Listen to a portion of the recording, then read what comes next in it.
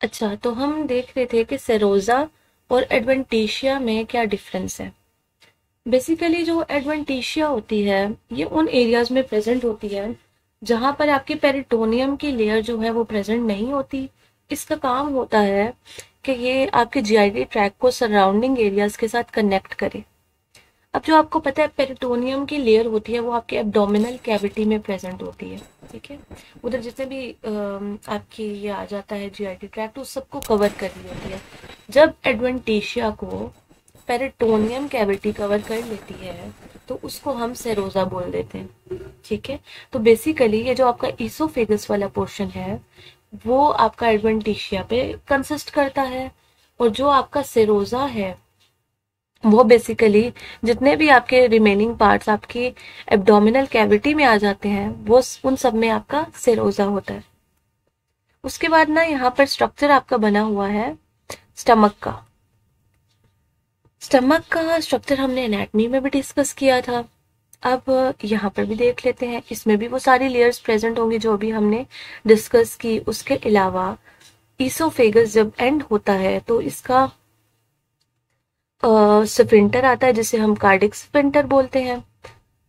इस ये वाला एरिया होता है ऑलमोस्ट।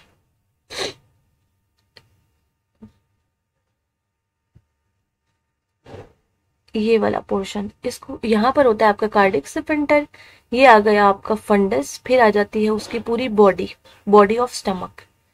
बॉडी ऑफ स्टमक के बाद आपका क्या आ जाता है, उसके बाद आपका ये वाला जो रीजन है पाइलोरिक रीजन है, और ये वाला जो स्फिंक्टर है इसे हम बोलते हैं, ये गेटवे, इसे हम बोलते हैं पाइलोरिक स्फिंक्टर। उसके बाद आपकी ड्यूडेनम स्टार्ट हो जाती है जो कि आपका स्मॉल इंटेस्टाइन का पार्ट है।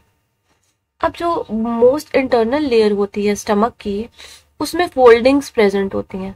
उन फोल्डिंग्स को बेसिकली हम क्या बोलते हैं, उन फोल्डिंग्स को हम रियोगी बोलते हैं।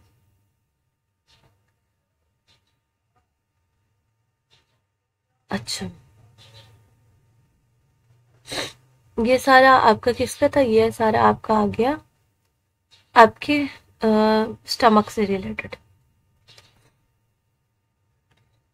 अब जो है अब हम स्टार्ट करते हैं अपनी फिजियोलॉजी की तरफ मूव करते हैं और देखते हैं कि कैसे swallowing का प्रोसेस होता है, कैसे हम फूड को लेते हैं, कैसे वो बोलस में कन्वर्ट होता है, कहाँ पर बोलस आपका काइम में कन्वर्ट होता है, और कैसे ये सारी मूवमेंट अक्रॉस द जीआईटी हो रही होती है।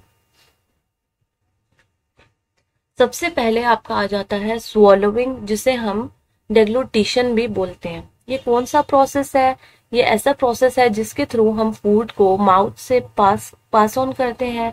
वो ओरोफेरिक्स में जाता है और देन वो एसोफेगस में एंटर करता है एंड लास्टली वो स्टमक में चला जाता है।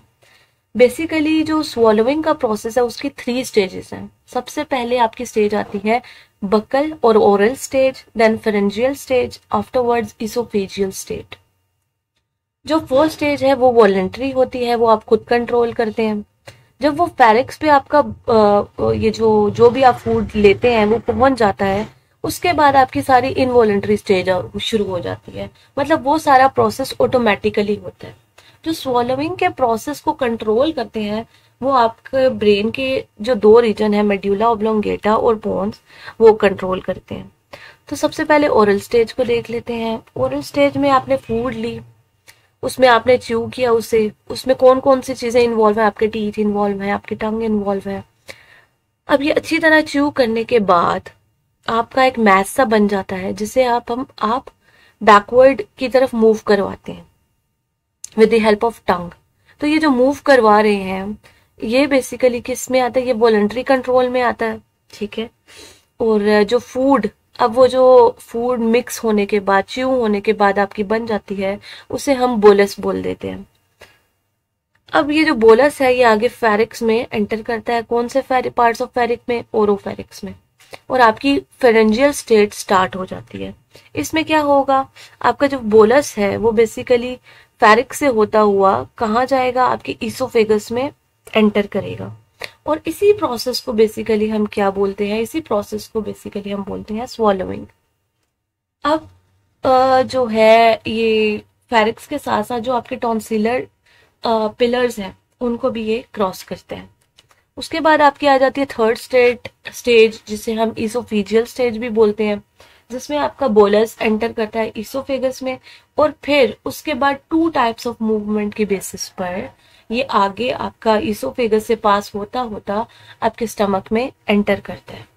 ये सारी जो है इनवॉलेंट्री होता है प्रोसेस, ये ऑटोमेटिकली हो रहा होता है। अब वो जो दो मूवमेंट्स हैं वो कौन कौन सी हैं, एक आपकी आती है प्राइमरी पेरिस्टालिसिस, एक आ जाती है आपकी सेकेंडरी पेरिस्टालिसिस। बेसिकली पेरिस्टालिटिक मूवमेंट एक वेव है, वेव ऑफ मूवमेंट है जो कि आपके थ्रू आउट द जीआईटी होती रहती है। ठीक है, ये क्या करती है, ये हेल्प आउट करती है फूड की मूवमेंट में। ऑलमोस्ट अगर हम बात करें फेरिक से स्टमक तक तो इसे जाने में ऑलमोस्ट 8 to 10 सेकेंड्स लगते हैं। अच्छा, अब इसमें under the action of gravity भी एक तो आपका मूवमेंट हो रही है आपके फूड की, सेकेंडली जो है आपकी कॉन्ट्रैक्शन और रिलैक्सेशन ऑफ मसल्स की वजह से ये मूवमेंट जनरेट होती है।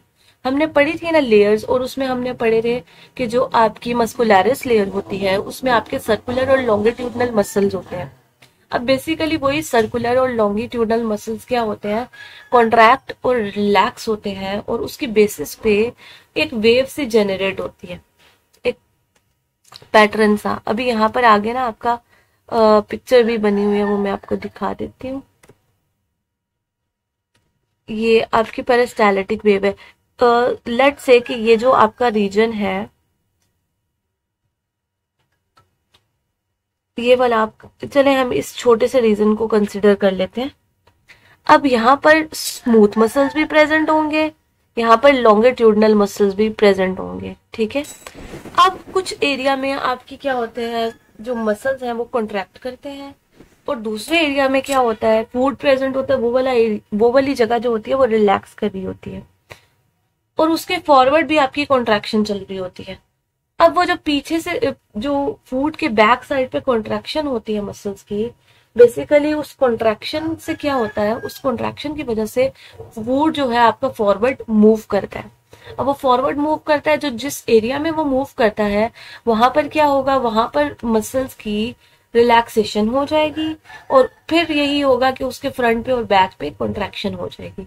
और इसी मूवमेंट की बेसिस पे क्या होता है, इसी मूवमेंट की बेसिस पे बेसिकली आपका ये जितना भी फूड है वो आपके जीआईटी ट्रैक से मूव करता है। अच्छा, अब हम देख लेते हैं फर्दर इसे। अच्छा, एक और बात यह है कि जब आप स्टैंडिंग पोजीशन में होते हैं तो पहले हम कह रहे थे 8 to 10 सेकंड्स लगते हैं फूड को इसोफेगस से स्टमक में आने के, लेकिन जब आप स्टैंडिंग पोजीशन में होते हैं तो ग्रेविटी की वजह से वो फैसिलिटेट हो जाता है प्रोसेस, और आपको 5 to 8 सेकंड्स लगते हैं। उसके बाद आ जाते हैं सेकेंडरी पेरिस्टालिसिस में। अब देखिए, आपकी जो है, आप जब फूड लेते हैं तो एक एक बाइट तो आप नहीं लेते ना, आप काफी सारी बाइट्स लेते हैं। तो आपकी जो इसोफेगस है उसमें के डिफरेंट पोर्शंस में आपका जो ये फूड है वो रिटेन कर रहा होता है। अब बेसिकली जो बैक साइड पे फूड होता है वो फ्रंट साइड वाले जो उससे पहले आपने फूड दिया होता है उसको एक तरह से पुश कर रहा होता है। ठीक है, और फैसिलिटेट कर रहा होता है इस कॉन्ट्रैक्शन और रिलैक्सेशन को। इसको बेसिकली हम बोलते हैं सेकेंडरी पेरिस्टालिसिस। ठीक है, पहले जो सबसे पहले आप बाइट लेंगे उसकी वजह से क्या होगा, आपकी प्राइमरी पेरिस्टालिटिक मूवमेंट होगी, फिर आप उसके बाद जैसे जैसे फूड लेते जाएंगे तो आपकी सेकेंडरी पेरिस्टालिटिक मूवमेंट भी स्टार्ट हो जाएगी, और ये एंड तक होगी जब आपका क्लियर हो जाएगा और सारी फूड आपकी किधर एंटर हो जाएगी, आपके स्टमक में। ये जितना भी है ये सारा आपका न्यूरोनल कनेक्शंस की बेसिस पे होता है। जैसे मैंने आपको बताया कि सारी जीआईटी की मूवमेंट आपकी प्लेक्सिस कंट्रोल करे, जिसे हम इंटायरेक्ट नर्वस सिस्टम भी बोलते हैं। और इसमें जो है आपके जीआईटी में आपकी जो क्रेनियल नर्व्स है, आगे हम नर्व्स पढ़ेंगे, उनमें से एक नर्व होती है वेगस नर्व। तो वेगस नर्व फाइबर की भी आपकी इसमें इनर्वेशंस होती हैं और ये मिल के आपकी जीआईटी की मूवमेंट्स को और ये जितना भी प्रोसेस हो रहा है उसको कंट्रोल कर रहे होते हैं। अब इस पिक्चर में आप देख सकते हैं कि आपकी माइंटेरिक्स प्लेक्सस शो हुई हुई हैं। उसके बाद आपका म्यूकोजल एपिथेलियम में ये देखें ये इनर्वेट कर रही हैं। उसके अलावा लॉन्गिट्यूडनल और स्मूथ मसल्स में ये इनर्वेट कर रही हैं। एक आपकी सेंसरी आ रही है। सेंसरी हमेशा सिग्नल लेके जाती हैं आपके मेन सेंटर तक, ठीक है।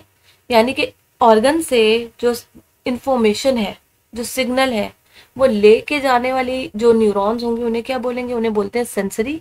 और जो न्यूरॉन्स आपकी एनालाइजर से या आपकी जो मेन सेंटर होता है, ठीक है, उससे जो इंफॉर्मेशन लेकर आती हैं और एक्शन परफॉर्म करवाती हैं उन्हें हम बोलते हैं मोटर न्यूरॉन्स। तो मोटर न्यूरॉन्स ने आपके लॉन्गिट्यूडनल और सर्कुलर स्मूथ मसल्स को कवर किया हुआ है so दैट कि क्या हो, बेसिकली उनकी कॉन्ट्रैक्शन और रिलैक्सेशन हो और उसकी बेसिस पे आपकी ये जो मूवमेंट है पेरिस्टाल्टिक मूवमेंट वो कंटिन्यू हो सके। उसके अलावा कुछ इंटर न्यूरॉन्स भी है। इंटर न्यूरॉन्स बेसिकली आपके सेंसरी और मोटर के मिड में होते हैं। फिर आपके सबम्यूकोजल प्लेक्सस भी हैं और कुछ जो है आप देख सकते हैं कि कुछ जो आपकी नर्व प्लेक्सस हैं वो आपके सेंट्रल नर्वस सिस्टम में भी जा रही हैं। यानी कि आपका ब्रेन हमेशा इन्फॉर्म्ड रहता है कि क्या चल रहा है, ठीक है, तो उसको इंफॉर्मेशन दी जाती है। और ये जो बेसिकली आपका जीआईटी का नर्वस सिस्टम होता है इसे हम बोल देते हैं एंटेरिक नर्वस सिस्टम। इसके बाद ना अब हम डिफरेंट जो आपके ऑर्गन्स हैं उनके फंक्शंस देखेंगे, जिनमें सबसे पहले आपका स्टमक आ जाता है। तो स्टमक के हम फंक्शंस देख लेते हैं कि ये क्या फंक्शन परफॉर्म करते हैं। अब जो बोलस था आपका, वो बोलस आपका इसोफेगस से with the help of cardiac sphincter या कार्डिक, आप उसे क्या कह सकते हैं, कार्डिक नर्व से होता हुआ, कार्डिक स्फिंक्टर से होता हुआ आपके स्टमक में एंटर करता है। अब जो भी स्टमक की सिक्रीशंस है उनके साथ मिक्सिंग होती है। मिक्सिंग होने के बाद उसको फर्दर स्मॉल पार्टिकल्स में कन्वर्ट किया जाता है। कुछ एब्जॉर्प्शन आपकी यहाँ से होती है, कुछ आपकी मैक्सिमम एब्जॉर्प्शन जो होती है वो आपकी फिर इंटेस्टाइन से होती है। अच्छा, इसकी हमने डिस्कस किया था कि फंडस होती है, बॉडी होती है, पाइलोरिक रीजन होता है। अब ये जो फंडस है इसमें आपकी जो न्यू बोलस आता है वो आ जाता है, फिर वो बॉडी में एंटर होता है। और जो आपका प्रीवियस बोलस होता है वो कहाँ पर होता है, वो आपके पाइलोरिक रीजन में होता है। अब बेसिकली स्टोरेज फंक्शन की अगर हम बात करें तो जो आपकी ये जो मैंने बताया था आपको कि स्टमक में फोल्डिंग्स होती हैं जिन्हें हम र्यूगिस बोलते हैं, उन र्यूगिस की वजह से ना इसकी बहुत ज्यादा कैपेसिटी होती है फूड स्टोरेज की, ठीक है। तो बेसिकली जब फूड एंटर होता जाता है तो वो फोल्डिंग ओपन हो जाती है और उसकी कैपेसिटी इंक्रीज हो जाती है। तो ऑलमोस्ट 1.5 लीटर्स तक अगर हम देख सके तो फूड को ये स्टोर कर सकता है। जब भी फूड आपके स्टमक में एंटर होती है तो इसकी वेगल टोन जो होती है बेसिकली डिक्रीज हो जाती है और इसकी मस्कुलर टोन जो होती है वो क्या हो जाती है, वो इंक्रीज हो जाती है। और उसके इंक्रीज होने से क्या होता है, वो प्रोसेस फैसिलिटेट हो रहा होता है मिक्सिंग का, ठीक है। अच्छा, उसके बाद है आपका mixing and propulsion of food in the stomach. तो बेसिकली ये जो मिक्सिंग हो रही है या ये जो भी प्रोपल्जन हो रही है, मिक्सिंग का मतलब है फूड को बेसिकली जो स्टमक के सेक्रेशंस है उनके साथ अच्छी तरह मिक्स किया जाएगा, जिसे हम डाइजेस्टिव जूसेस भी बोलते हैं, सो दैट आपका फूड क्या हो, सो दैट आपका फूड की ब्रेक डाउन हो सके। और दूसरे नंबर पे उसे प्रोपेल किया जाता है। प्रोपेल्जन या प्रोपेलिंग का क्या मतलब होता है, यानी कि आगे फॉरवर्ड मूव करवाया जाता है, ठीक है।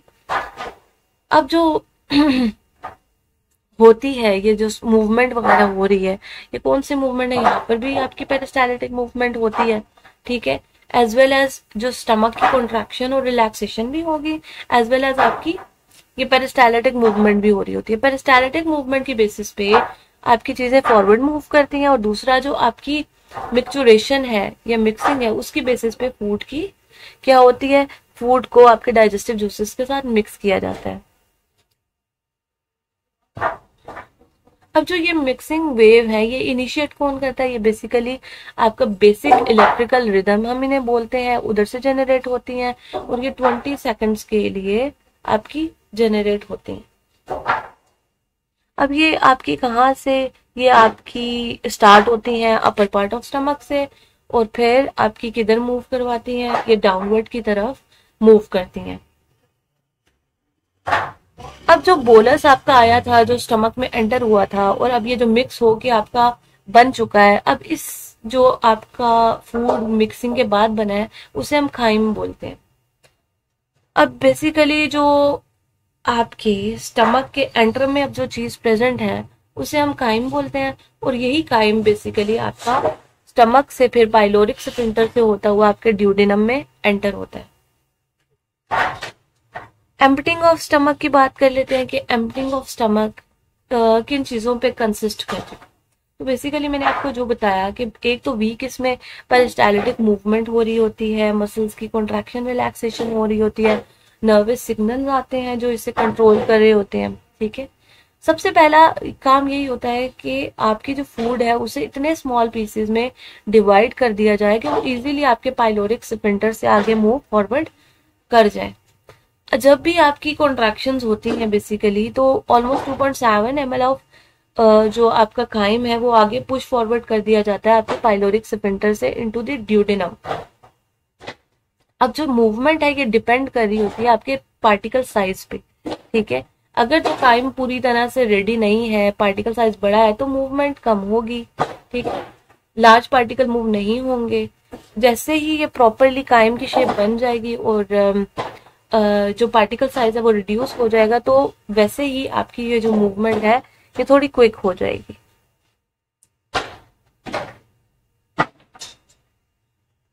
अब ये जो रेगुलेशन करता है इस सब प्रोसेस की, वो आपके नर्व्स करते हैं और हार्मोन करता है। नर्वस सिग्नल जो हमने अब बताया कि आपके इंटेरिक नर्वस सिस्टम जो भी प्रेजेंट है वो प्लेक्सस वगैरह वो कंट्रोल करती हैं। सेकंड में आपका जो गैस्ट्रिन हार्मोन है वो बेसिकली क्या करता है, वो रिस्पॉन्सिबल होता है ये जो गैस्ट्रिक एम्पटिंग है इसमें। ये भी बेसिकली स्टमक की लाइनिंग से रिलीज होता है और ये प्रोसेसिंग वगैरह में हेल्प आउट करता है। ये जो दोनों चीजें हैं, नर्व सिग्नल और गैस्ट्रिन, ये दोनों हेल्प करते हैं काइम की मूवमेंट में और गैस्ट्रिक एम्पटिंग में। उसके बाद आपका स्टमक का रोल आ जाता है सिक्रेटरी रोल। तो बेसिकली स्टमक की लाइनिंग में बहुत सारे सेल्स प्रेजेंट होते हैं और वो sales different enzymes, different juices secrete करते हैं। वो अभी हम डिस्कस करेंगे कि वो कौन कौन से सेल्स हैं और वो कौन कौन सी चीजें रिलीज कर रहे हैं। उसके बाद आपका आ जाता है एंटीसेप्टिक फंक्शंस। तो उन्हीं जूसेस में से और उन्हीं सिक्रेशंस में से जो आपके कुछ पेराइटल सेल्स होते हैं जिन्हें ऑक्जेंटिक सेल्स भी बोलते हैं, वो क्या रिलीज करते हैं, वो आपका HCl रिलीज करते हैं जिसे हम हाइड्रोक्लोरिक एसिड भी बोलते हैं। और ये एसिड जो है बेसिकली एंटीसेप्टिक रोल भी प्ले करता है, और जो आप अगर कोई माइक्रोब ले लेते हैं अपने फूड के थ्रू, उसकी किलिंग में हेल्प रोल प्ले करता है और हेल्प करता है। उसके बाद आपका आ जाता है डाइजेस्टिव फंक्शन। तो बेसिकली ये हाइड्रोक्लोरिक एसिड ही है, उसके अलावा बहुत सारे एंजाइम्स हैं जो आपका स्टमक रिलीज करता है, जो कि फूड को डाइजेस्ट करने में रोल प्ले करते हैं। और स्पेशली जो आपकी फूड में प्रोटीन पोर्शन है वो बेसिकली आपके कहाँ पर डाइजेस्ट होता है, आपके स्टमक में डाइजेस्ट होता है। ठीक है, और उसे बेसिकली आपके पेप्टोन्स वगैरह में कन्वर्ट कर दिया जाता है। उसके अलावा जो आपकी गैस्ट्रिक रेनिन है जो मिल्क को कोगुलेट करती है वो भी होती है। उसके अलावा गैस्ट्रिक लाइपेजेस भी होते हैं समवट। और ये सारा जो प्रोसेस है ये बेसिकली आपके कहाँ हो रहा है, आपके स्टमक में हो रहा है। उसके बाद आपकी है एब्जॉर्प्शन। तो एब्जॉर्प्शन में आपका वाटर, ग्लूकोज, अल्कोहल, ये जो है चीजें ये सारी क्या करती हैं, ये आपके स्टमक से एब्जॉर्ब होती हैं। उसके अलावा आपके जो पेराइटल सेल्स हैं वो इंट्रिंसिक फैक्टर भी रिलीज करते हैं, और वो जो इंट्रिंसिक फैक्टर रिलीज करते हैं वो बेसिकली रोल प्ले करता है विटामिन B12 के एब्जॉर्प्शन में फ्रॉम द इंटेस्टाइन्स। ठीक है, अगर इंट्रिंसिक फैक्टर नहीं होगा तो आपकी विटामिन B12 की एब्जॉर्प्शन नहीं होगी और आपको पर्निशियस एनीमिया हो जाएगा। ये हमने ब्लड वाले चैप्टर में डिस्कस किया था। उसके बाद है एक्सक्रीटरी रोल। तो कुछ अमाउंट ऑफ टॉक्सिन्स जो आपकी बॉडी में एक्सेसिव अमाउंट में कोई भी केमिकल्स प्रेजेंट होते हैं उनको भी ये एक्सक्रीट आउट करता है, जिनमें आपका यूरिया आ जाता है, सर्टेन एल्कलाइड्स आ जाते हैं, जिनमें आपकी ड्रग की बात करें तो मॉर्फिन आ जाती है। तो ये बेसिकली कहाँ से एक्सक्रीट होते हैं? ये एक्सक्रीट होते हैं आपकी स्टमक से। अब हम ना एक बार देख लेते हैं कि स्टमक के कौन कौन से सेल्स हैं जो पर्टिकुलर सिक्रीशंस सिक्रीट आउट कर रहे हैं।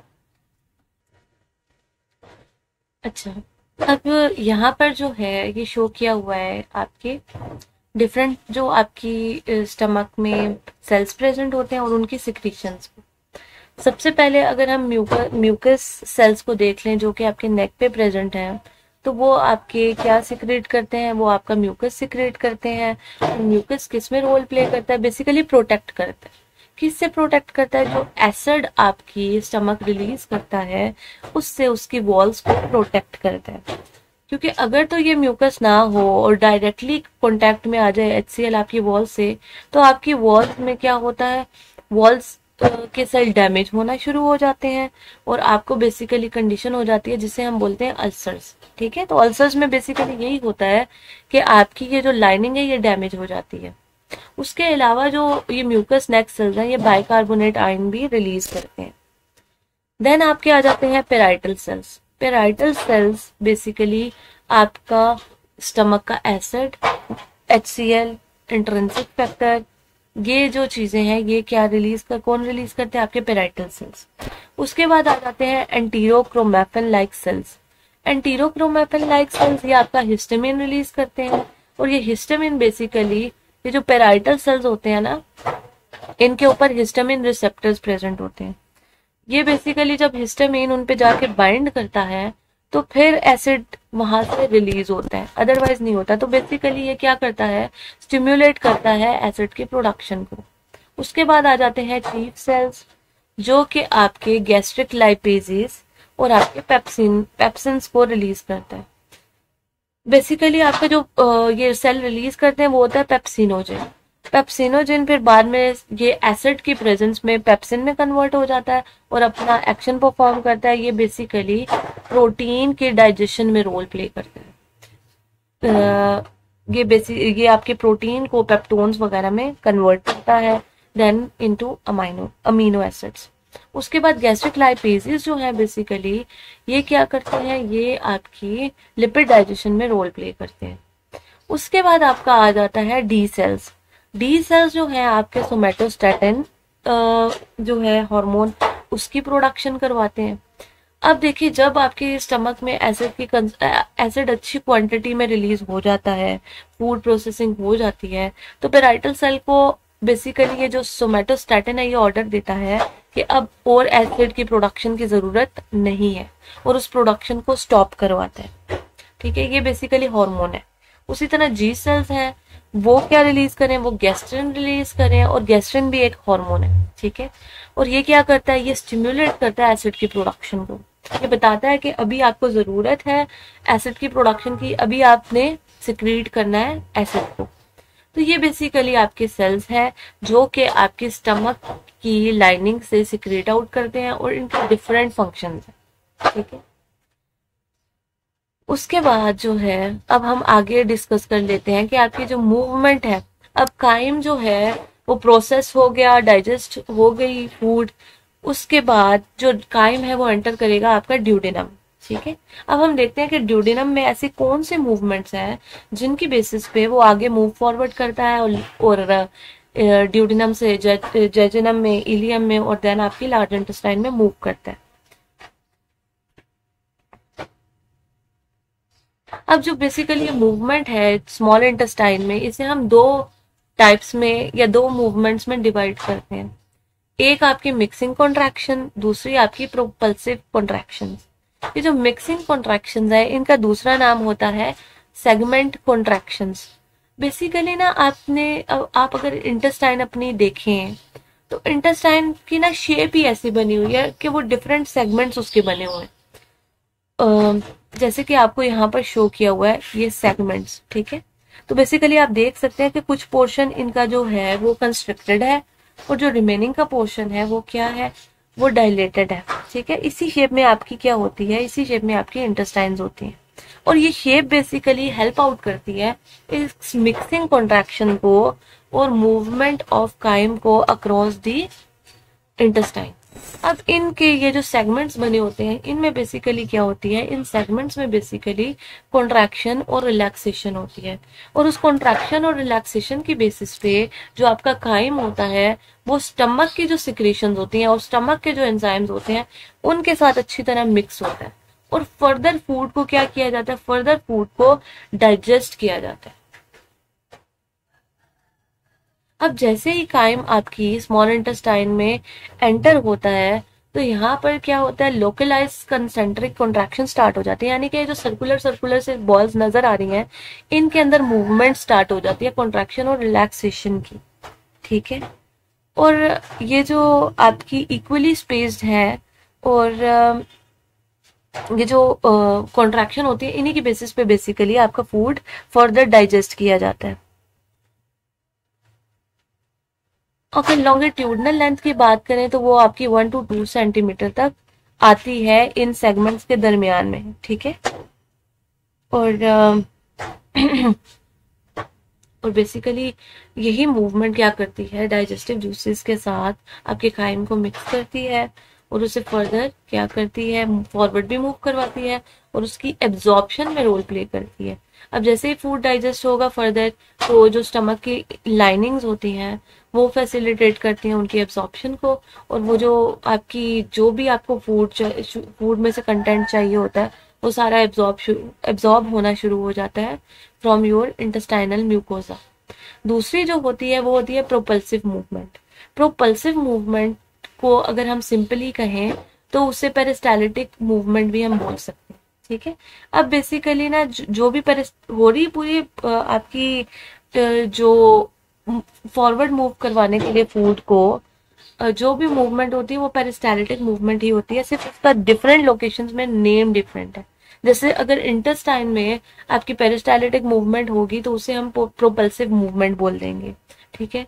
अब इसकी बेसिस पे क्या होगा, इसकी बेसिस पे आपका फूड आगे मूव करेगा, इसमें वही हो रहा है कॉन्ट्रैक्शन और रिलैक्सेशन, ठीक है। अब इसकी वेलोसिटी देखें तो 0.5 से 1 सेंटीमीटर पर सेकेंड है। अच्छा, तो ये फास्टर होती है पेरोक्सिमल पार्ट में और स्लोअर होती है टर्मिनल पार्ट्स में, ठीक है।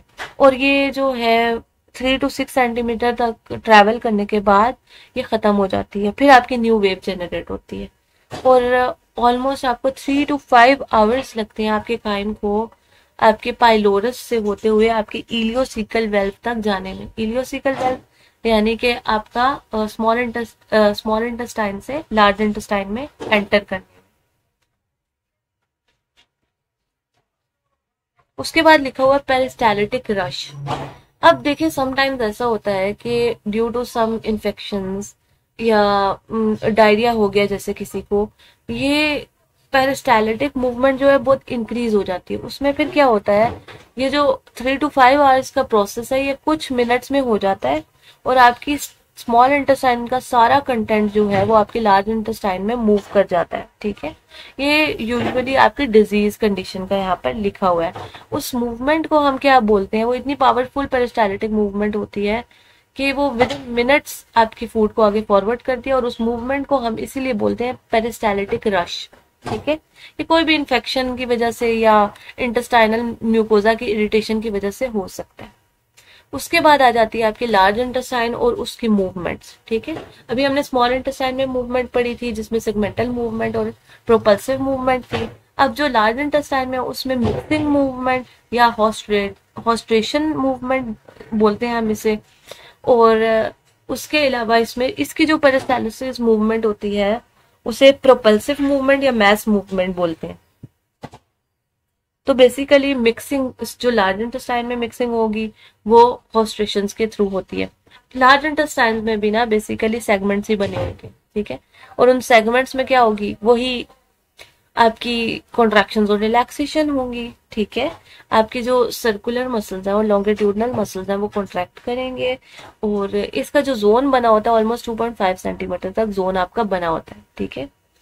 और फिर ये जो मूव आपकी वो जो अब आपका जो काइम एंटर हुआ था लार्ज इंटेस्टाइन में, उसको फर्दर बाइल एसिड्स के साथ और बाकी चीज़ों के साथ मिक्स किया जाता है, और फिर जो आपका एंड प्रोडक्ट आपका फीकल मैस बनता है उसको फिर आगे मूव फॉरवर्ड करवाया जाता है। अब बेसिकली ये जो आपके पोर्शंस होते हैं, डिफरेंट बैग लाइक स्ट्रक्चर्स होते हैं लार्ज इंटेस्टाइन में, उन्हें हम हॉस्ट्रेशंस बोलते हैं। हॉस्ट्रेशंस मतलब सेक्स, ठीक है। और यही जो है ये जो इनमें कॉन्ट्रैक्शंस होती हैं ये 30 सेकंड्स के बाद आपकी पीक पे पहुंच जाती हैं, और फिर उसके बाद 60 सेकंड्स तक ये डिसअपियर हो जाती हैं। इसी तरह ये मिक्सिंग मूवमेंट होती रहती है, और आपकी जो फीकल मैस है उसकी प्रिपरेशन होती है। उसके बाद आपका है पेरिस्टालिसिस या प्रोपल्सिव और मैस मूवमेंट। इसमें भी जो फॉरवर्ड मूवमेंट के लिए है वो आपके पेरिस्टालिटिक मूवमेंट ही रिस्पॉन्सिबल है, ठीक है। इसमें आपके 4.5 सेंटीमीटर पर आवर तक ये मूवमेंट चल रही होती है। आपको 45 टू 48 आवर्स लगते हैं आपके काइम को ट्रैवल करने में through the entire length of colon, ठीक है। पूरे कोलॉन से मूव करने में उससे 45 टू 48 आवर्स लगते हैं। अब ये जो प्रोपल्सिव मूवमेंट है या जो पेरिस्टालिटिक मूवमेंट है, इसे हम फर्दर जो है डिफरेंट सेगमेंट्स में करके डिस्कस कर लेते हैं। अच्छा, तो अब बेसिकली ये जो आपकी काइम है ऑलमोस्ट 2 to 4 टाइम्स डेली जो है मूव किया जाता है कोलॉन से और बाय दिस मैस मूवमेंट, और आपका जो फीकल मैस है वो आपका रेक्टम तक पहुंचाया जाता है, ठीक है। ये 2 to 4 टाइम्स ऐसा होता है। और ये जो अब मूवमेंट है बेसिकली ये इन्हीं रिंग्स जो बनी होती हैं उन्हीं के अंदर मूवमेंट होती है, यानी कि कॉन्ट्रैक्शन होती है।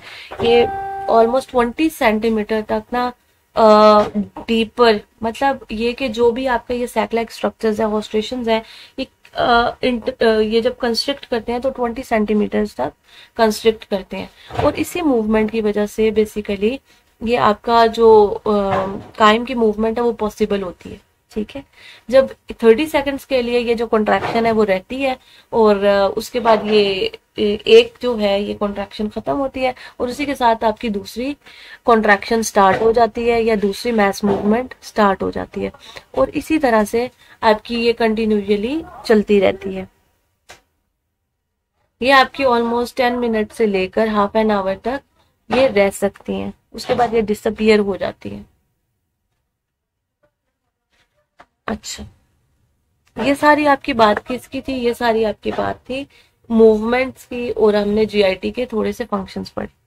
उसके बाद जो है नेक्स्ट लेक्चर में ना हम डिस्कस करेंगे कि आपके जो डाइजेशन ऑफ कार्बोहाइड्रेट्स है, प्रोटीन्स है, फैट्स है, वो कैसे हो रही है, और कौन कौन सी जो सिक्रीशंस है उनकी डाइजेशन के लिए रिस्पॉन्सिबल है, और कहाँ कहाँ से इनकी एब्जॉर्प्शन होती है।